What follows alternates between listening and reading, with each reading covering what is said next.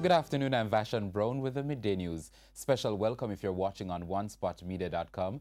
A reminder as well that you can watch TVJ live by downloading our One Spot Media app in the Google Play Store or the App Store. That's the number 1 followed by the words Spot Media. A man was fatally shot by a licensed firearm holder on Whitcomb Road in St. Andrew last night. He's unidentified. The incident happened about 8:15. Reports indicate that the licensed firearm holder was standing at his gate with a woman when 2 men approached. One of the men pulled out a firearm and pointed it at the man. The gunman demanded that he hand over his firearm. A tussle then ensued with one of the men, during which the gunman discharged 2 rounds. The licensed firearm holder managed to pull his weapon from his waistband and discharged several rounds in the direction of the men. One was hit. He ran and was found clutching a firearm nearby. He later died. The other attacker escaped. One man is now in police custody following a gun and ammunition find on Cunningham Drive in Granville, St. James on Tuesday. The Freeport police say a Smith & Wesson 9mm pistol and 14 rounds of ammunition were seized. According to reports, a police team was on patrol in the area when they saw a group of men acting suspiciously and running away from them. The police gave chase and one of the men was caught and searched, and the firearm and ammunition found in his waistband. The identity of the man is being withheld pending further investigations. 2 persons were rushed to the hospital following a motor vehicle crash in St. Thomas on Boxing Day. It's understood that about 4:20 in the afternoon, a Toyota Land Cruiser was traveling in a westerly direction along the Pondside Main Road when a pedestrian stepped into the path of the vehicle and was hit. The driver lost control of the vehicle, which slammed into a retaining wall. The pedestrian and a passenger of the vehicle received injuries and were rushed to hospital, where they have been admitted. No charges have been laid as yet, as the police are still investigating the matter. In a holiday message to teachers on Christmas Day, President of the Jamaica Teachers Association, Georgia Wall Richards, sought to reassure teachers that the Christmas break did not signify a break from going after their best interest in the ongoing wage negotiations with the government. Mrs. Wall Richards lamented that to date there is no scheduled meeting with the Finance Ministry following the unofficial postponement of the last meeting, which was scheduled for December 20. She has again warned of possible industrial action. Teachers of Jamaica are adamant that their business must be treated with respect and seriousness. In light of this fact, we will not relent in ensuring that our voice is heard. And speaking about voice, that sound is oh so close. Keep your ears to the ground. The teachers have rejected the government's last offer of a 6% increase over 2 years. The nation could soon hear a clear government position in relation to a recent proposal to ban the importation of plastic bags below 50-gallon capacity and all finished goods made from styrofoam. The man behind the push, Government Senator Matthew Samuda, says the working group chaired by Dr. Paris Lewayi had completed its work in October. Mr. Samuda says he remains optimistic and is looking for an early response from the government. I believe a cabinet submission went before the cabinet a little before they took the Christmas break. I suspect you will have an announcement and a clearer picture as to where we're going early in January.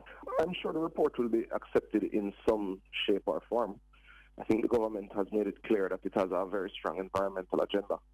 So I am not expecting them to certainly reject the report. Mr. Samuda says he's also well aware of the reservations of many of the businesses that use plastic bags and styrofoam containers. It has been a part of their status quo in their businesses. People are usually change resistant. But we know that this is the right move to be made for them, for the people of the country, and the greater good has to prevail. I think the government will tell you where it stands as to the recommendations made by the committee.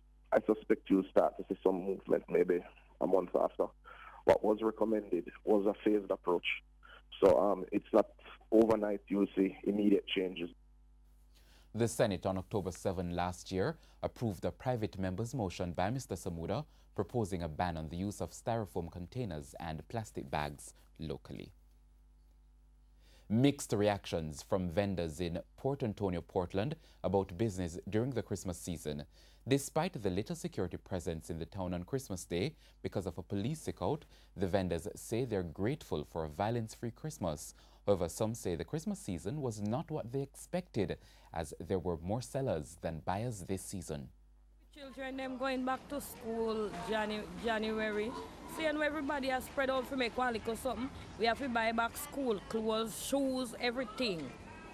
So everybody look one little something. Everybody. Another vendor highlights what she thinks is a major problem. Too small. Because last year was much bigger and this year is smaller. And it's $1,000 we have to pay. Plus we can't come here till after 2 o'clock when the bank lock. Like Thursday, Friday. So you know, that's a big problem for we. Because look here now, look on that little spot.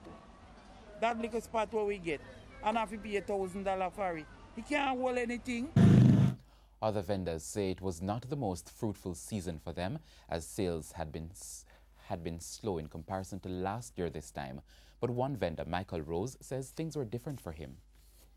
I make a lot of dough last night, you see me? Previously, I didn't make no money, so I enjoy the Christmas in Portland, to be honest with you. Hundreds of thousands of dollars have been donated in cash and kind this Christmas to bring holiday cheer to children across the island. Treats sponsored by community groups and corporate entities were kept in several communities in almost every parish. In Manchester, for instance, over 70 boys at the Career Advancement Institute, formerly the St. John Bosco Boys Home, received gifts from the JPS and Partners Credit Union. The boys received jerseys, shorts, and track pants as part of the credit union's Christmas outreach initiative. Branch manager for the company, Carl Grant, says the company wants to encourage the boys. These boys are going to be the future artisans of the country. I see them, some of them being butchers, barbers, electricians, plumbers, teachers, and so on. And the country is right now lacking artisans. So I am here to make sure that this vision is lived up to. The home recently changed from a reformatory institution by introducing a career advancement program which involves boys in and around the community. Meanwhile, in St. Thomas, a collaboration involving business operators and the St. Thomas Link-Up Foundation also saw children enjoying the festive season and receiving gifts. Merica Cameron of the St. Thomas Link-Up Foundation explains that this is the 6th staging of the treat. Make this treat for the kids so that we can give back and share. We're roughly giving away over $500,000 in toys, clothing, books, pencils, and school supplies. And time now for a look at what's coming up in this evening's Health Report. In the next edition of the Health Report, we look at overeating. These are for people who have known problems. When I say known problems, I think things like gallstone disease, or if you have reflux gastritis, where you know if you overeat, sometimes you get abdominal pain, you get vomiting. It tends to happen a lot more because people are out with family and friends. There's a lot more food and they're encouraged to eat more. That's the Health Report this evening in Primetime News. And now for today's healthy living tip. Don't go to an event hungry. Eat until you're 80% full. Don't linger near the food table. And give the menu a full look before you decide. And thank you, Shamela. News overseas now. The tiebreaker to settle a dramatic race for a seat in Virginia's House of Delegates has been delayed. This after lawyers representing Democratic candidate Shellyon Simmons filed a motion asking a trio of circuit court judges to consider or reconsider their decision to allow a controversial ballot to be counted as a vote cast for her Republican opponent David Yancey. The decision to count the controversial ballot toward Yancey turned the race, which a recount panel had declared a one-vote majority for Simmons, into a tie. On Wednesday, we reported that you had won by one vote. Then what happened? Well, on Wednesday, we had won. Everyone involved in the recount process agreed. And then on Wednesday, the judges decided to allow my opponent to pull one vote and look at one vote, and that is not part of the recount process.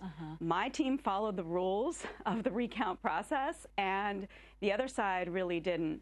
So we are looking at our legal options for undoing that ruling. We think that Tuesday's result, which was decided by the electoral board and the volunteers from the registrar's office, that result should stand.